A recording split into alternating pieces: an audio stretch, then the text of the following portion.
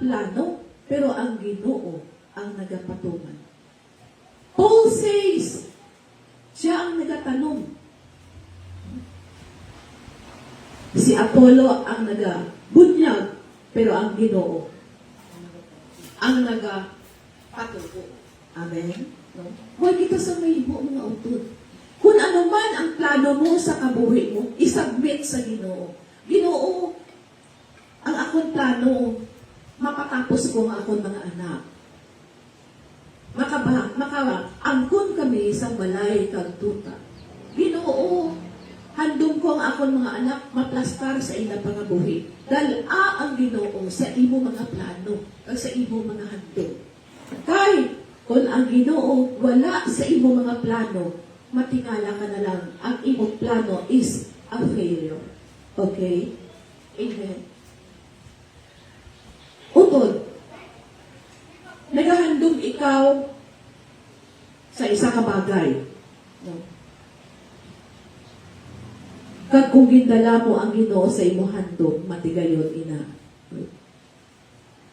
Nagahambal ikaw, sini, pero ang Ginoo ang nagapatuman. No? Kung ano ang design sa Ginoo sa kabuhi mo, ay kasang mahimo sila. No? Kaya bisan ano nga handom ang imo, kung ano nga plano ang imo himuon, ang Ginoo sila ang nagapatuman. Si Jonah, ang pinakasikat na istorya sa Bible.